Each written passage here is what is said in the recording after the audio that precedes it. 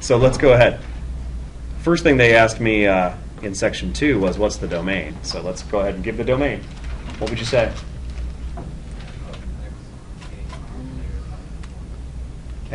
X cannot equal what? It can't equal positive 1 or negative 1. Now, how'd you guys get that? We know the denominator can't equal 0, so let's go through it slowly here, right? X squared minus 1 cannot equal 0. By the way, can that be factored? X squared minus 1? Yeah. You know, a good idea is to take the function and factor it, if you can. X plus 1 times x minus 1. That's a good idea.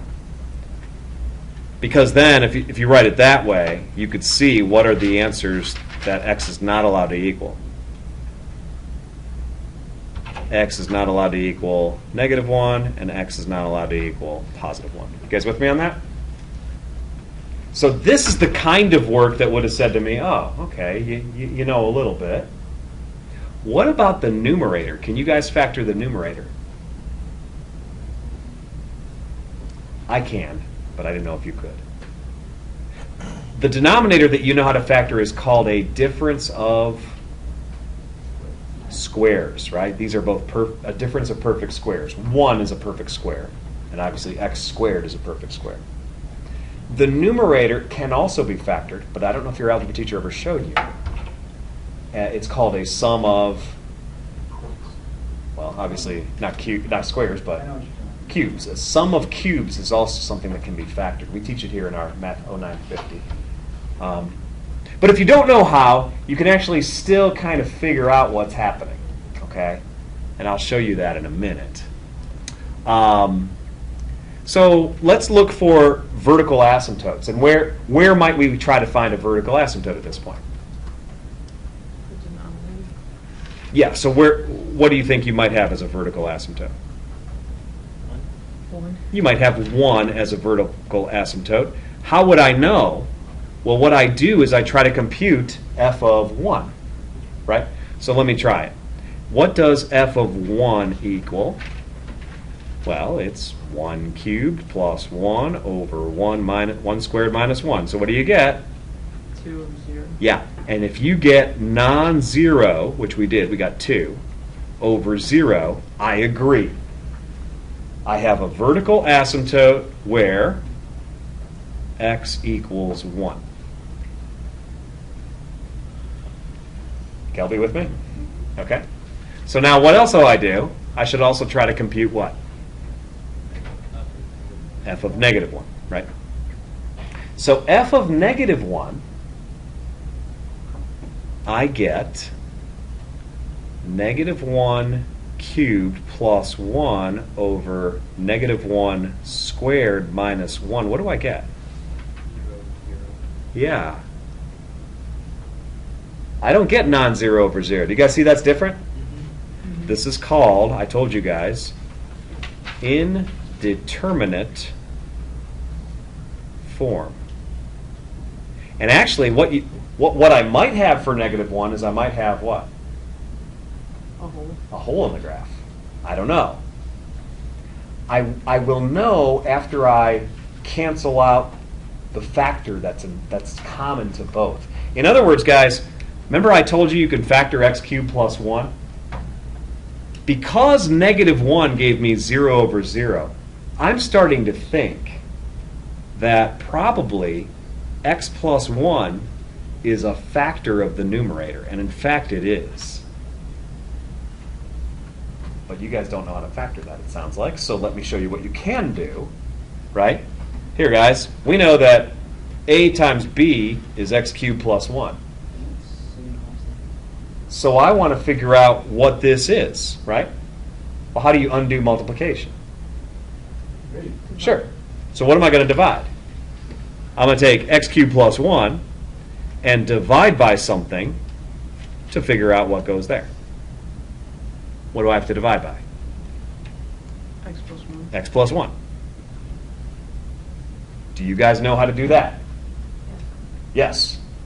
At least you did on the test, hopefully. Right? Yep. So what do? Long division. Or, even better, Can we do synthetic division here? Yes. Sure we can. What would we put in the little box? -1. -1. What would we put across the top here? You'd put a 1, then a 0 for the x squared, a 0 for the x, and then a 1 for the constant term. So let me work this out for you.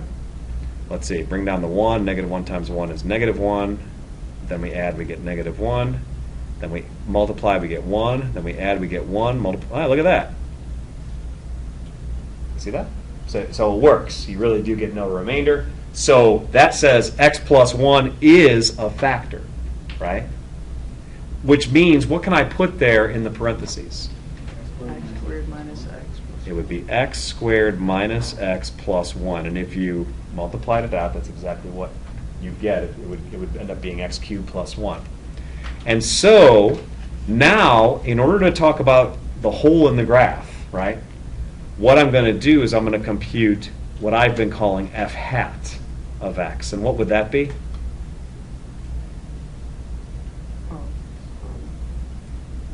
X squared minus x plus 1 over x minus 1. Yes.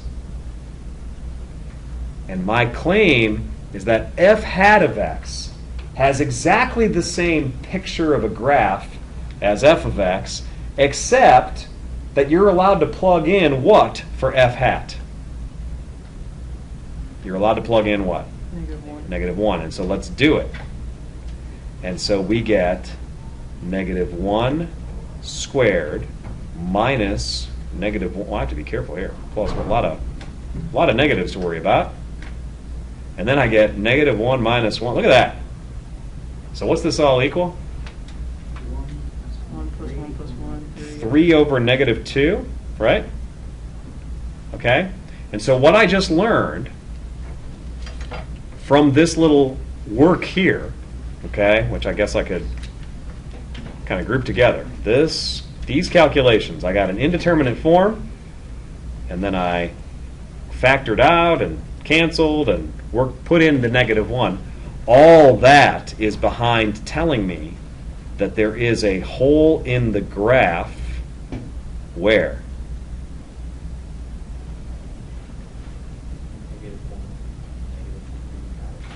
And -3/2. So you guys, those of you that just had the problem written, and then about 3 lines later you wrote hole in the graph at -1, -3/2, I wasn't impressed. I didn't think you knew how to get it. Kelby, you had a question? Where did you get the -1 for hat of f minus? Yeah, why did I plug in -1? The reason was, the first dead giveaway was, I had plugged in -1 here and gotten 0 over 0. And what that means is, I'm not sure yet. Maybe it's a vertical asymptote, or maybe it's a hole in the graph. Indeterminate form could be either one. So you don't know yet. After I canceled, try it again. Now, what would you have said if you got non-zero over 0? You would have said vertical asymptote. You see that? So sometimes you get 0 over 0 and you're just not sure yet. You have to do something else. Other questions? So I guess one question I have is, have we gone through all the 6 steps yet to sketch the graph without a calculator? Let's try it. Let's see. I found the domain. We know that x is not allowed to be -1 or +1. We know that at +1, we're going to have what? A vertical asymptote. And we know that at -1, we have a hole. So let's start to plot this, okay, guys? And this is what I want you to try this week when you're working on this, you know? Like, between the 5th inning, the top of the 5th and the bottom, when they change the bases, that's a good time to get another homework problem done, okay? I'm not kidding. All right, anyways. But when you plug in the 1, isn't that cool? The television audience out there will know that World Series Game 1 started tonight when they watch this video. Think of the millions of people that go to my YouTube channel to learn about rational functions. True. And this way, Cleveland's getting the. I mean, think about it. Have you seen how many views I have? Yeah, you're up Yeah, to you're like. starting to make the Sometimes it's double digits, right? Yeah, It is. 20 almost.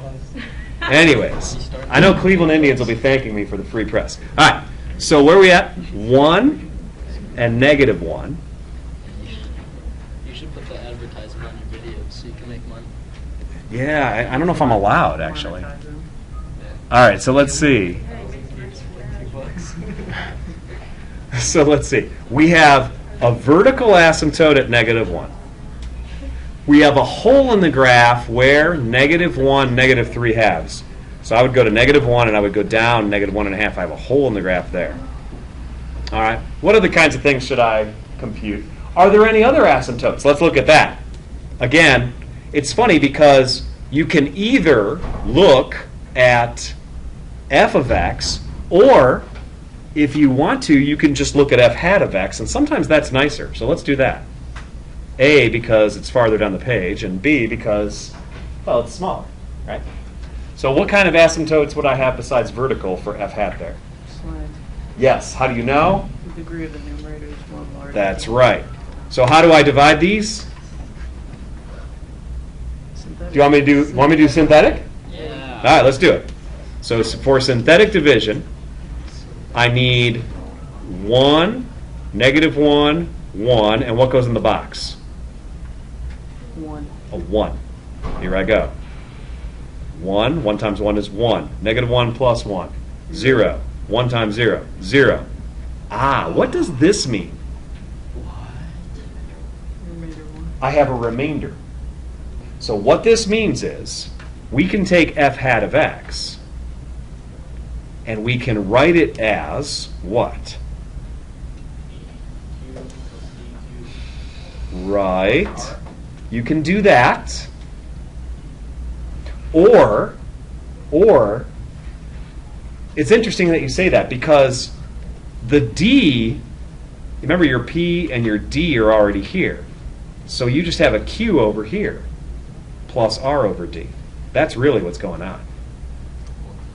Because what Nick just told me is we used to do this. P equals dq plus r. But if you divide everything by d, you can rewrite it this way. Here's my p, here's my d. So that means p over d, this f hat, actually equals what? What's that 1 supposed to be? 1 what? X, because we had x squared divided by x, so we get x. Plus 1. And now plus, how do you write that remainder? Not plus 1, that would be a 1 here. It's x plus 1 over, see it's r over d. 1 over what? X minus 1. That's correct. 1 over x minus 1. So this is another way to write f hat, and that indicates something. That indicates the end behavior. It says that as x goes to infinity, this part would go to 0, and so we have a slant asymptote where it would be y equals just x, just that x, because the rest of it goes to 0. And so, Is that after simplifying it? well, because here it is, right? When you put in a big number, what's going to happen to this piece? This piece approaches 0. So only what you have besides the remainder is the slant asymptote. In the one we did in class earlier today, I remember it was like x plus 3, I think, right? This one's just y equals x. Does this make sense? Yeah. Good. All right. What else? I've drawn the asymptotes. I've drawn something that's not a point on the graph, but we don't have any points yet, right? Of course, we didn't do the intercepts. Let's do the intercepts. So let's compute the y-intercept. How do I do that? Set x 0. Sure. F hat of 0. What would that be? 1, because it's 0 plus 1 over what? Yeah, so what's it equal? -1. -1. I agree. So now I know I'm starting to get a point, right? So this is a point right there. Okay? And I can tell you already, as I move right, this is going to go down. And as I move left, this is going to approach the slant asymptote.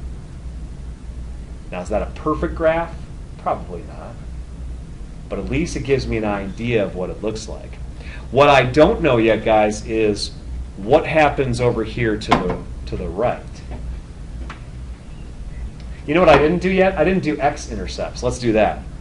X-intercepts. How do you do x-intercepts for these rational functions? Set it equal to 0. Set the function equal to 0. Okay, so we're going to set for the x-intercepts. And again, you can see why I didn't give you 1,000 of these to do, because they take a while. For the x-intercepts, we're going to set, how about f hat of x equal to 0? So f hat of x was this crazy thing.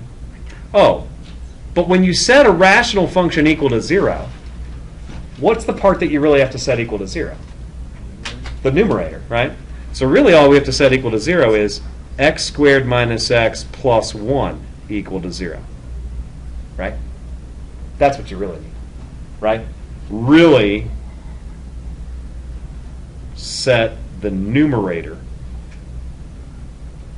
equal to 0. That's kind of the story. Okay, and how do I solve that equation?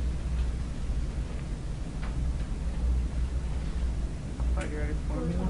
Quadratic formula, absolutely. But I'm going to give you a hint. I noticed something pretty quickly. I noticed that if I just compute b squared minus 4ac, which is part of the quadratic formula, right? It's called the discriminant. It's under the radical. I'll just compute that. So I get negative 1 squared minus 4 times 1 times 1. Why am I doing this? Because I notice I get 1 minus 4, which is negative 3. What does that tell me? No solution. No real solutions, right? There are two solutions, but they're not real. We want to keep it real. Fake solution. And they're good old fake, complex solutions. So they're not going to show up on my graph. What does that just prove? That proves there are no x-intercepts. And that's why, as I look at this graph, and I'm looking at the asymptotes, I think the rest of the picture, and you've seen one like this, is up here where my finger is. Right? If I were you, I would just plot one more point at least to try and get an idea what it looks like. So, for example, give me something to find f of. 4? Okay. So f hat of 4 would be 4 squared minus 4 plus 1 over 4 minus 1. So the denominator is 3, 13, which is 4 1/3, right? 13 thirds is 4 1/3. So when I go out to 4, I will go up to 4 1/3. So right around there. Yeah, that's interesting, right? I mean, you're all, well, 4 1/3 is right there. You're already starting to get close to this diagonal line. Let me plot 2 also, just for kicks. Here, f hat of 2 would be 2 squared minus 2 plus 1 over 2 minus 1. 4 minus 2 is 2 plus 1 is 3. So 2 comma 3 would be right here. And so I'm picturing that the curve kind of does this, and then I know it has to go that way. Okay? So this is where Stitz was saying in the book, he wanted to know, he's going to ask you, what happens when you get near the vertical asymptotes? Okay? And by the way, what's our only vertical asymptote for this problem? X equals, yeah, x equals. At x equals 1. So we're going to say, as x approaches 1, and the symbol we use in calculus is a little plus sign. And what that means is from the right, from the positive side. F of x approaches what? As x approaches 1 from the positive side, what happens to f of x? It approaches positive infinity. That's right. Maybe you just write infinity. But as x approaches 1 from the negative side, from the left, we would say f of x approaches what? Negative infinity. So you guys are learning lots of language that'll be helpful when you actually take the calculus a year from now. Less than that, actually. So I hope that was helpful for you.